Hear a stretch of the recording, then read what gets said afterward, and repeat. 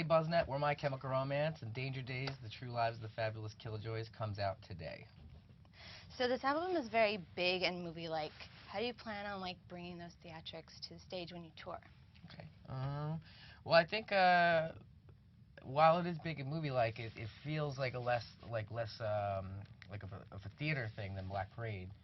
So I think it's going to be more interesting to kind of figure out what not to bring, or I know we're talking about probably not using any kind of pyro, but maybe moving into more science fiction type elements, like possibly using video or lighting or LEDs and things like that. So we're trying to figure out how to change it up.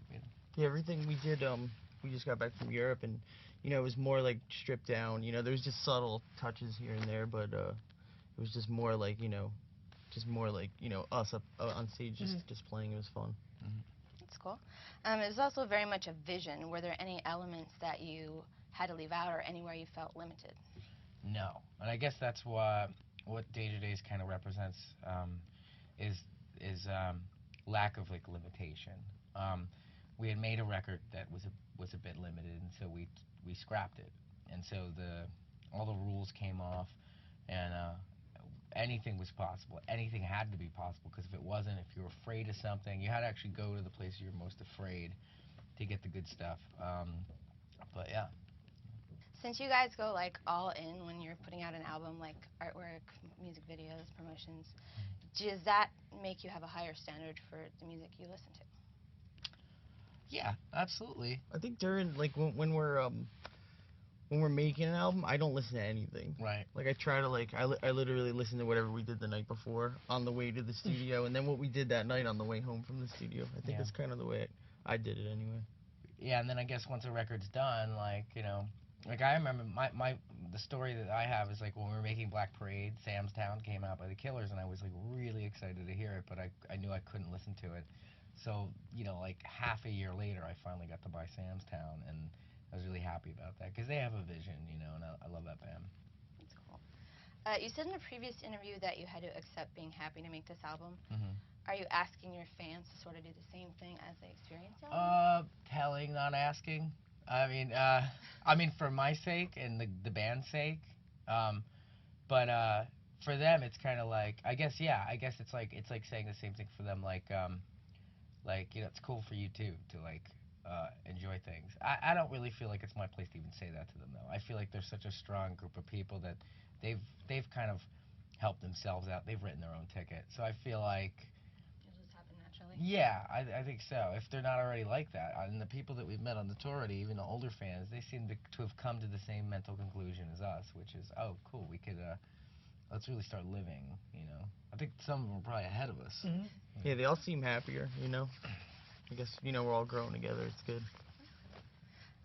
What's the most exciting thing you got to do in filming your recent music videos?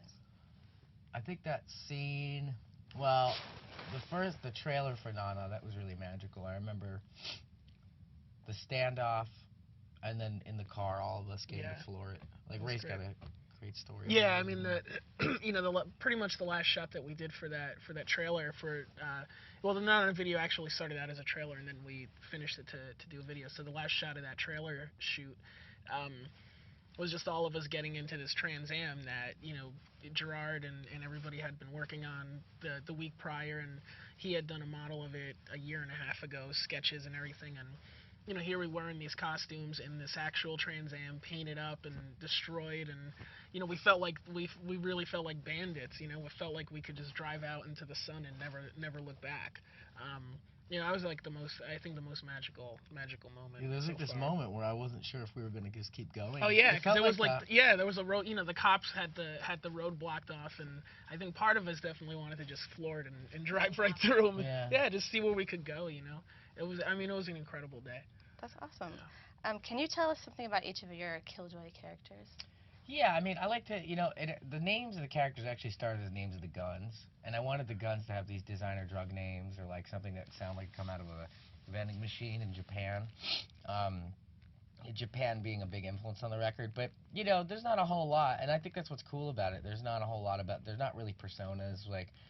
In fact, setting it in 2019, I feel like I'm suggesting this is just the band in 2019.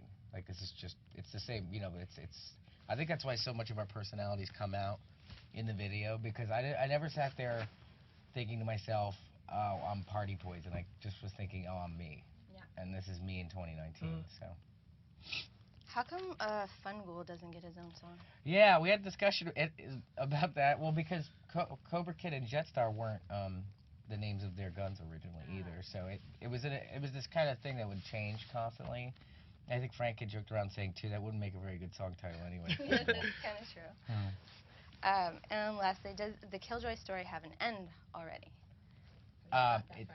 You know, I've thought I know what the twist is, but I don't know how it's gonna end. I want it to be super crazy and super weird. I want it to feel like the end of the old Prisoner TV show from the '60s. But all we know is the twist, but we just don't know how. We don't know yet. I think it's gonna be super bizarre though. Cool. Right on. Great. Cool. Thank Thank you. you. Thank you.